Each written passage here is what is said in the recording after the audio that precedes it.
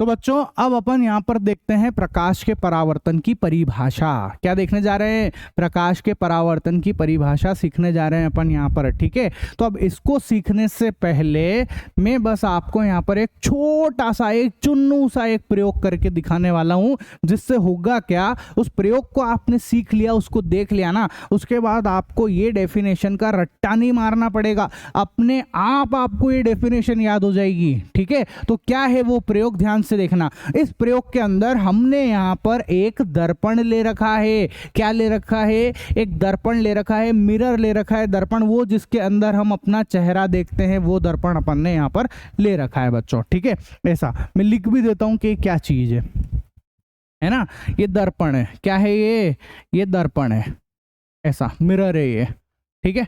अब इस दर्पण में होता क्या है ना, मेरी बात सुनो, हमको प्रकाश का परावर्तन समझना है, तो प्रकाश की किरण चाहिए। तो भैया प्रकाश स्रोत के रूप में मैं यहाँ पर एक टॉर्च ले लेता हूं बच्चों। क्या लिया मैंने? ये एक टॉर्च ले ली टॉर्च।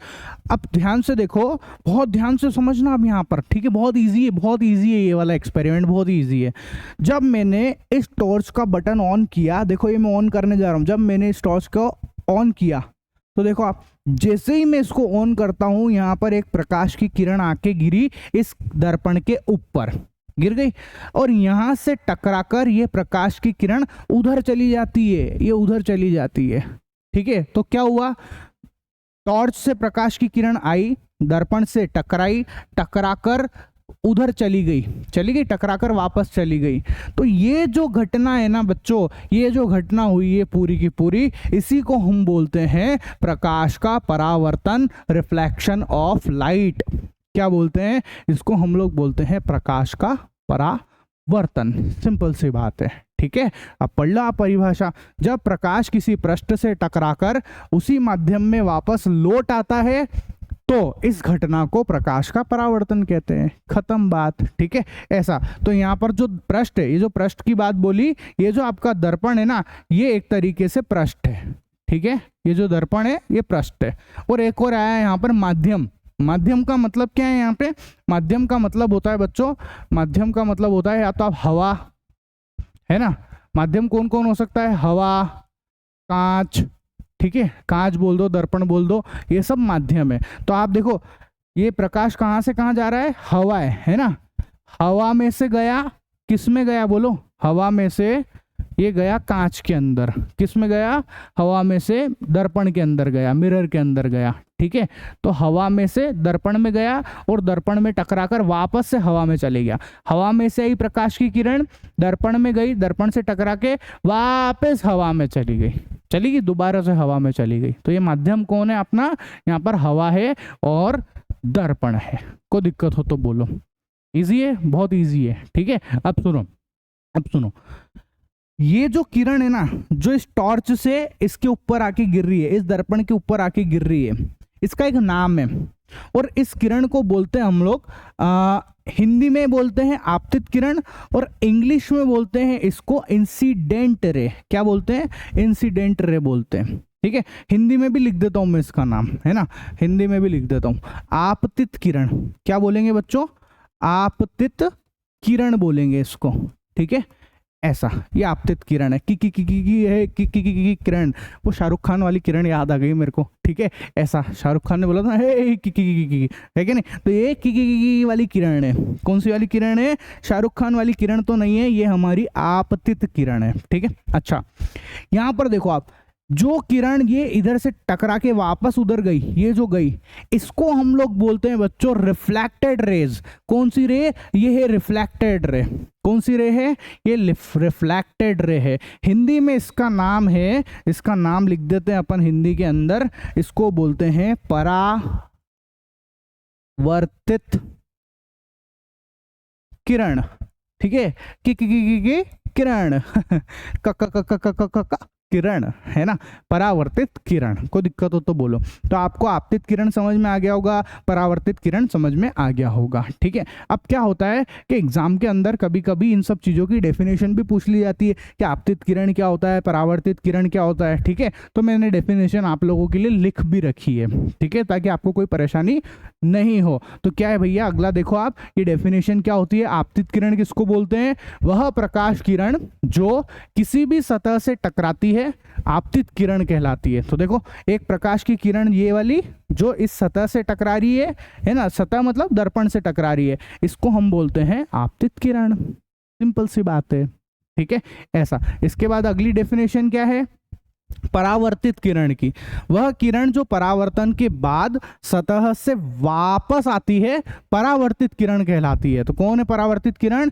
ये है अपनी परावर्तित किरण। ये कैसी किरण है? ये परावर्तित किरण है, ठीक है। तो एग्जाम में किसी भी चीज की डेफिनेशन पूछे, लिख देना। अब तो आपको वैसे ही सब याद हो रहा होगा, समझ में आ रहा होगा, ठीक है, कि क्या चीज है और क्या क्या चीज है ना। अच्छा, इसके बाद देखो आप, इसके बाद आता है बच्चों अभिलंब, है ना। अब अभिलंब क्या होता है वो सुनो आप। जहां पर आपतित किरण दर्पण से टकराती है उस बिंदु पर दर्पण के लंबवत खींची गई रेखा अभिलंब कहलाती है। अब देखो आप, आपतित किरण ये रहा, आपतित किरण ये रही, परावर्तित किरण ये रही, है ना। और वो बिंदु कौन सा है?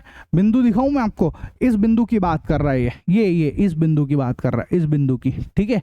तो इस बिंदु पर अगर मैं एक रेखा खींच दूं, अभिलंब रेखा खींच दूं, देखो ये एक अभिलंब रेखा खींच देता हूं मैं, ये एक रेखा खींच दूं, ये इसको मैं बोलता हूं अभिलंब। ये जो मैंने एक रेखा खींची है इसको मैं बोलता हूं अभिलंब, इंग्लिश में बोलते हैं नॉर्मल, ठीक है।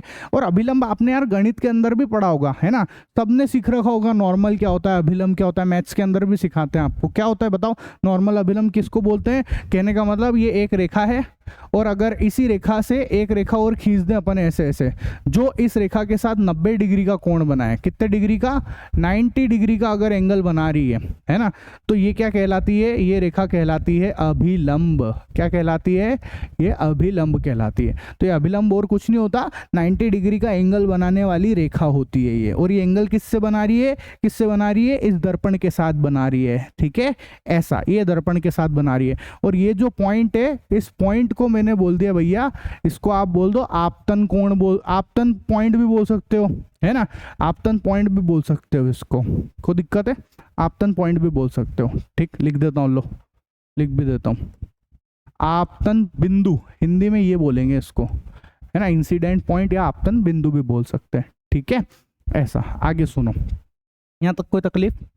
3 बातें आपको समझ में आ गई होगी, 3 रेखा के बारे में बात करनी थी, हो गई वो, है ना। आगे सुनो, अब आता है बच्चों एंगल ऑफ इंसिडेंस। आपतन कोण किसको बोलते हैं? तो देखो, आपतन कोण की परिभाषा सुनना, ध्यान से सुनना मेरी बात। आपतित किरण के, ये आपतित किरण, ये आपतित किरण है, आपतित किरण ने इस अभिलंब के साथ जो कोण बनाया, कोण कहाँ बनेगा? यहाँ पर, ये जो कोण बनाया ये वाला, ये, इस कोण को हम लोग बोलते हैं आपतन कोण।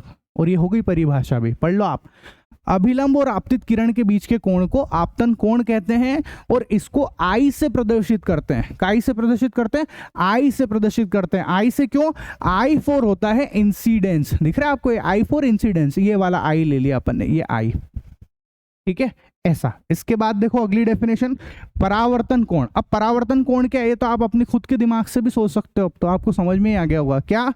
कि परावर्तित किरण ने इस अभिलंब के साथ जो कोण बनाया, ये जो कोण बनाया, इसको हम लोग बोलते हैं परावर्तन कोण। इसको आर से प्रदर्शित करते हैं।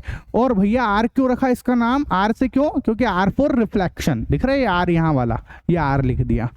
कोई तकलीफ? तो आपतन कोण समझ में आ गया, परावर्तन कोण भी आपको यहाँ पर समझ में आ गया है, ठीक है, ऐसा। आगे सुनो,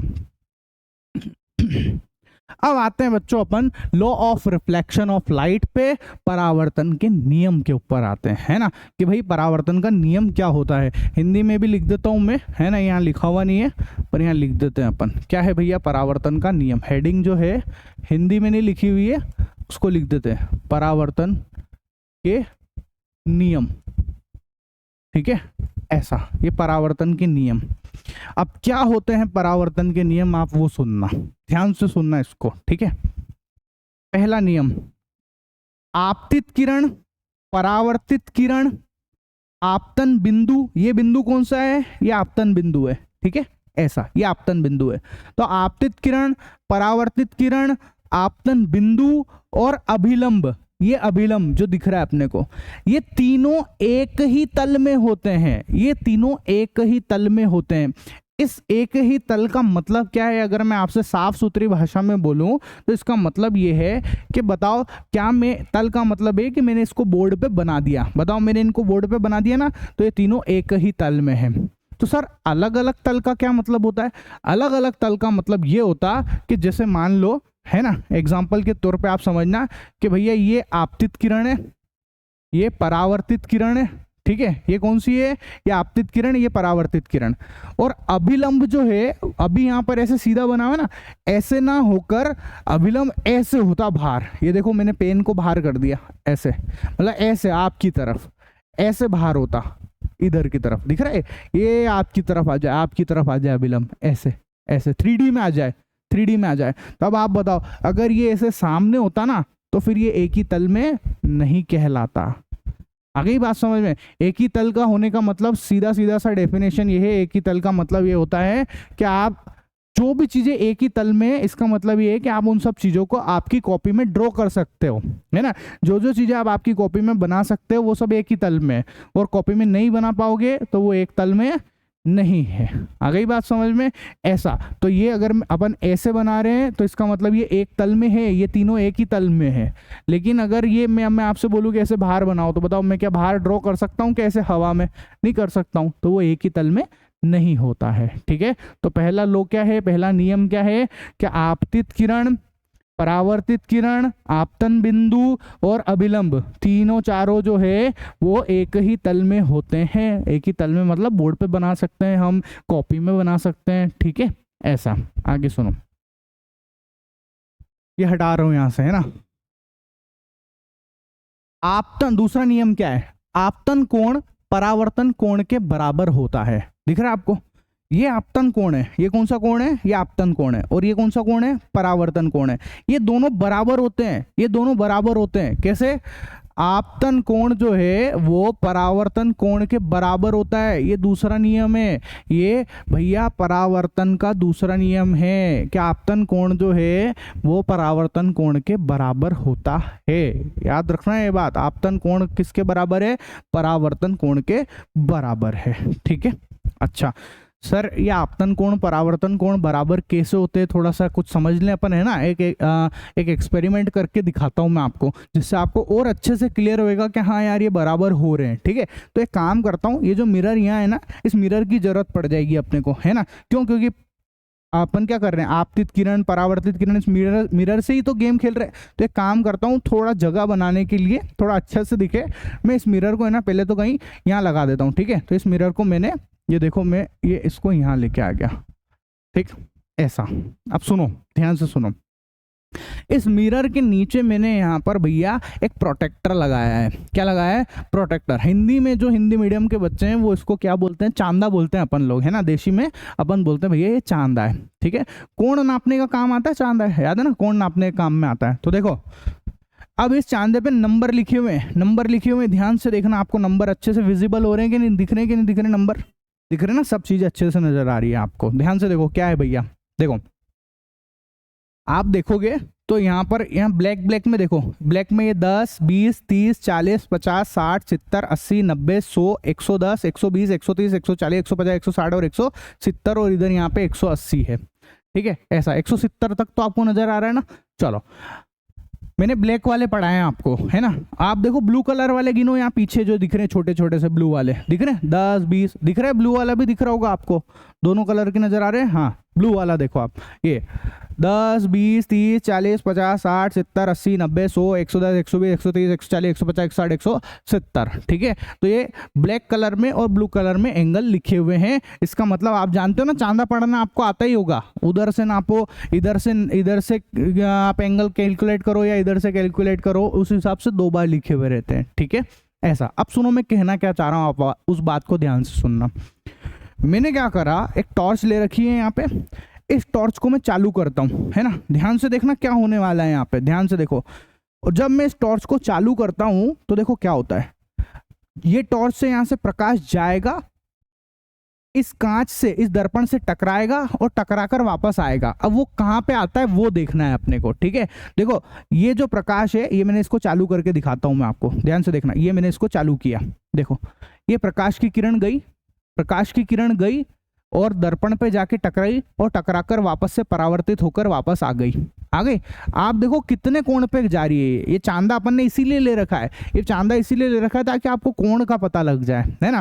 तो आप देखो अब ये कितने कोण पे गई, बताओ ये कितना लिखा हुआ है, 130 के बगल वाला ये 140 पे गई ना, 140 पे। तो आपतित किरण 140 पे गई, 140 पर गई आपतित किरण, ठीक है। और यहाँ से 140 पर ही परावर्तित किरण आ रही है, तो आपतन कोण और परावर्तन कोण का मान बराबर आया कि नहीं आया। और यही तो बोल रहा हूं मैं, आपतन कोण और परावर्तन कोण का मान क्या है, बराबर है, ठीक है। अभिलंब बनाऊं क्या, ये रहा, ये अभिलंब है ना, ये अभिलंब है, ऐसा आप बोलो तो। देखो ये बना देता हूं, एक बार बना देता हूं,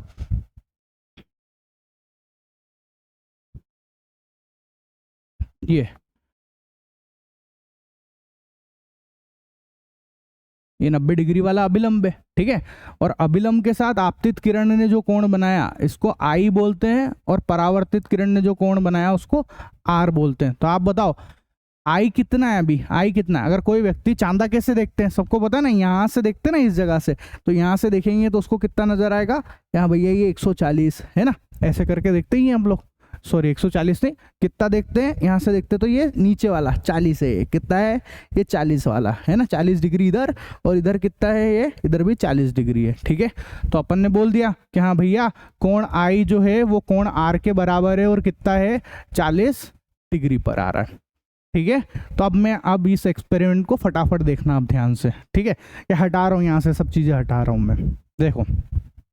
तो भैया मैंने यहाँ पर रखा, 40 डिग्री पर रखा, 40 डिग्री पर ये देखो कोण यहाँ गए, यहाँ प्रकाश की किरण गई, टकरा के वापस 40 पे आ गई। अब एक काम करता हूँ, मैं दूसरी जगह पे दिखाता हूँ आपको, ठीक है। तो एक काम करते हैं, चलो अपन यहाँ पर ले लेते हैं, 70 डिग्री पे ले लेते हैं। ये क्या दिख रहा है, ये 70 डिग्री वाला, ठीक है। देखो प्रकाश की किरण 70 डिग्री पे गई और टकराकर वापस आई और 70 डिग्री पर ही आई। तो बताओ जितने पे जा रही है उतने पे आ रही है। आपतित किरण और परावर्तित किरण, आपतन कोण और परावर्तन कोण का मान बराबर है। एक और देख लो, आ गई बात समझ में, अब तो क्लियर ही हो गया होगा वैसे, ठीक है।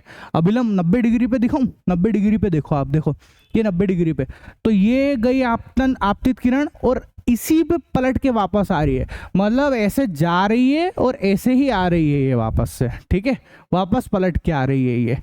तो ये यहाँ पर आपतन कोण भी 90 डिग्री है, परावर्तन कोण भी 90 डिग्री ही है, ठीक है।